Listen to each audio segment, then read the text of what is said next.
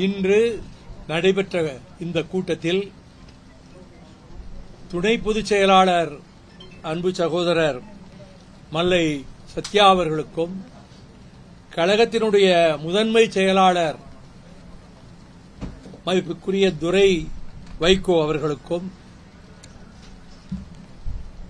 இடையில் கருத்து வேறுபாடுகள் திடீரென்று தலையெடுத்து அது பதிவுகளிலே பலரும் தங்கள் கற்பனைக்கேற்றவாறெல்லாம் பதிவுகள் பத்திரிகைகளிலும் ஊடகங்களிலும் அவரவர்கள் கற்பனைக்கேற்றவாறெல்லாம் போட ஆரம்பித்தார்கள்.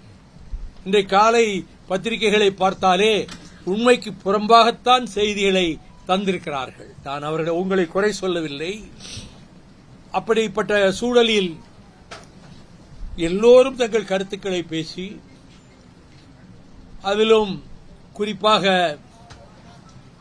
துணை பொதுச் செயலாளர் மல்லை சத்யா அவர்களும் முதன்மை செயலாளர் மதிப்புக்குரிய துரை வைகோ அவர்களும் மனம் விட்டு பேசினார்கள், உள்ளம் திறந்து பேசினார்கள்.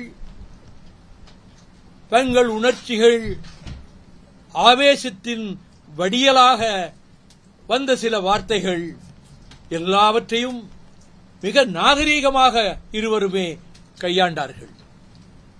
இதில் மல்லை சத்யா அவர்கள் இனிமேல் இப்படிப்பட்ட பதிவுகள் வராது,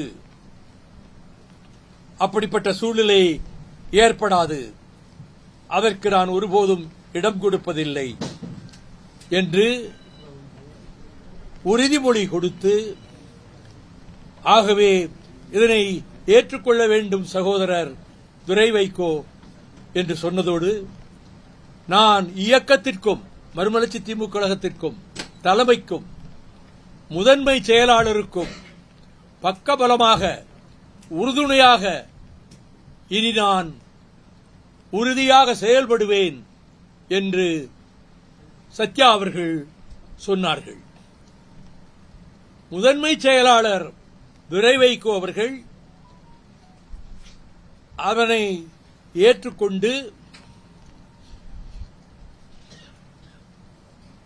ஒற்றுமையாக இருந்து இந்த இயக்கத்தை வலுப்படுத்துவோம் என்று சொன்னதோடு மட்டுமல்லாமல், நடந்தவைகள் நடந்து முடிந்தவைகளாக இருக்கட்டும், இனி நடப்பவைகள் நல்லவைகளாக இருக்கட்டும் என்று துரை வைகோ அவர்கள் கூறியதோடு, இருவரும் ஒருவரை ஒருவர் கட்டி தழுவிக்கொண்டு கரம் குலுக்கி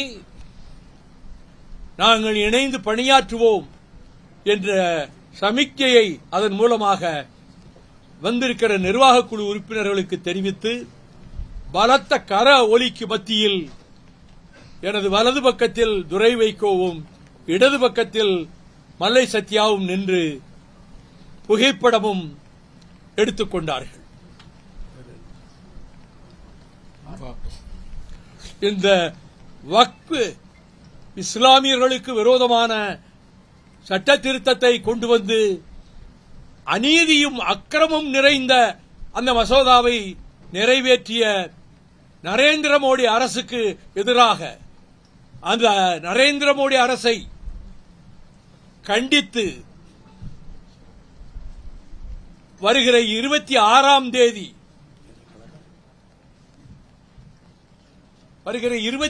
தேதி காலை 10 மணிக்கு சென்னையில் மறுமலர்ச்சி திராவிட முன்னேற்ற கழகம் ஆர்ப்பாட்டம் நடத்துவது என்று தீர்மானிக்கப்பட்டிருக்கிறது. அதை சொன்னவுடன் அதை அவர் சத்யா கூறியதை ஏற்றுக்கொண்டு நான் எடுத்த முடிவை திரும்ப பெற்றுக் கொள்கிறேன் என்று முதன்மை செயலாளர் துரை வைகோ அவர்கள் கூறி அந்த நிகழ்ச்சியை முடிவுற்றது.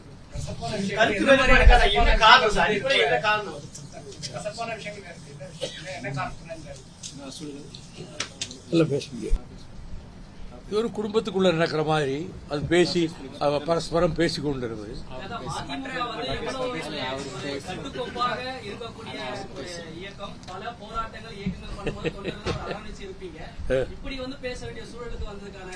அது நீரடித்து நீர் விலகாது. அதனால நீங்க சொன்ன அடிப்படையிலேயே ஒரு பெரிய பூதாகாரமாக ஏடுகளிலே 8 காலம் பெற்ற செய்தி என்ன ஒண்ணுமில்லாம நாளைக்கு ஒரு கால செய்தியா போச்ச என்று நினைக்கிற அளவுக்கு அது எங்களுடைய இயல்பு தோழர்களிடத்தில் இருக்கக்கூடிய பாச உணர்ச்சி, அந்த அன்பு கட்டுப்பாடு, அது அவர்களை இணைத்து வைத்திருக்கிறது. இருவரும் மனம் விட்டு பேசினார்கள், இதயம் திறந்து பேசினார்கள். அதை மகிழ்ச்சியாக அனைவரும் கைதட்டி வரவேற்றார்கள்.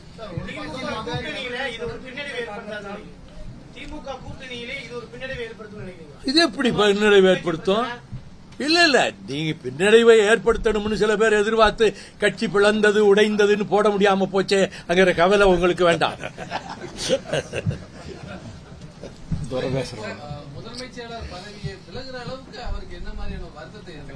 ஏங்க கூட்டத்துக்குள்ள எல்லாம்